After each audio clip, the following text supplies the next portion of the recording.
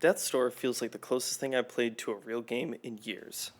In a day where games are cut up for profits and monetization is more important than a product's finalization, Death's Door cuts to the core to create a soulful experience. Not only have I played through the main story and the true story, but I've 100%ed the game, completed all achievements, and even got the Steam badge. The first playthrough didn't take me that long, about 8 hours, and it was good, I had fun, but I felt unfulfilled. Questions weren't answered. The true playthrough was really enjoyable, except for someone who said, "Postgame wasn't worth it. Literally no one I know enjoyed it." Till I commented how much I enjoyed it, and then they deleted it. It offered more to do, harder enemy variants, and more story tidbits to explore. This also let me fill out achievements and find some secrets that I missed. The story of Death's Door is told quietly through pieces of dialogue, collectible items you find, and one hell of a cutscene at the end of the night. Literally. After you beat the final boss, you hit a bell to cycle the world from day to night, switching you into postgame, which will reveal the true story. But even after you learn the truth, that's a reference, smart guy, it feels like there's still more. My opinion, the mark of a good story, allowing you to envision more to it, allowing part of it to live with you. This game feels rock solid, painfully frustrating on death, because you know you're to blame. You can absolutely demolish enemies if you're good, and after unlocking the Umbrella Academy achievement, yeah, I was shrekking enemies. Souls are collected through defeating mobs and finding soul orbs, which are then used to upgrade your character. The upgrades are straightforward and simple enough to blend into other areas. Just because you want to focus on melee and mobility doesn't mean your ranged abilities suffer. This is also reflected in the combat. You can do melee-only fights, but it's easier to add some arrows or fire in a tricky situation. And ranged is safe, but you need to land melee hits in order to get charges for your abilities. Wrapping that all together, you're dodging and weaving through attacks, getting in smacks of your own, and then laying back while you fire off a volley. It makes for a very fun and expressive combat system. And the game makes use of these abilities. Each one is hinted at before you unlock it, training you on what to look for in the world.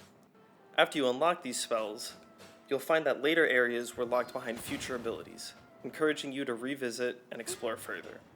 Speaking of exploring, you'll be rewarded for checking corners and odd details. Hey, there he is! Fuck you! Wait. The design language is very clear. If it looks like a secret, it probably is. Oftentimes you will be shown a reward that looks out of bounds and are left to find the way to it. Success! If they wanted you to get out of bounds, there wouldn't be any walls or clearly designed paths. I can't tell you how many times I've said, "Secret? Secret!" to myself, and being rewarded by a jingle and perspective shift that makes brain dopamine go brrrr. The rest of the time, I found secrets that I can't access yet. I don't have the ability to get it, and I remember to come back for it. Good job! Yay! The world is broken into 4 parts with their own feel.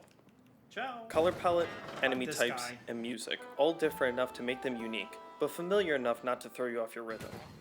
There are basic grunts, typical ranged enemies, and big baddies that, oh my god, I hate you so much. Kill you. You're fine. You sprayed me with whatever that stuff is. The real difference is in the inhabitants and the bosses, who like to check on you as you ruin their respective kingdoms, and each have a unique personality. Grandma likes to keep order, Frog King wants to be left Taking a alone, bath? Yep. and Betty? Well, honestly, Betty didn't do anything wrong. It's just kinda there. I feel bad, Betty, I'm sorry. Everyone else is just living their life. Recognize you. Some have funny lines, Got no souls, ain't got no shines, ain't got no worry. and others give you nods to the underlying story you play through. It feels very cohesive, and nothing really sticks out. Death's Door was fantastic to play, and worth it to play to completion. It's $20, and I spent more than 20 hours on it.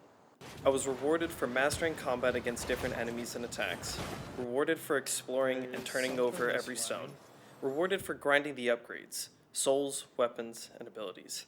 And nowhere along this journey did I feel gypped by a cheap mechanic or wish that I spent extra for a different pack. It's one price, you get everything you paid for, and they ask for nothing more. No! 10 out of 10. Would recommend. What? So what did you think? Did I convince you to buy or wishlist this game? That's Maybe you've fucked already up. played it. Let me know in a comment below. Like if you like this, subscribe if you want to be notified when a new video or I go live. Bye-bye.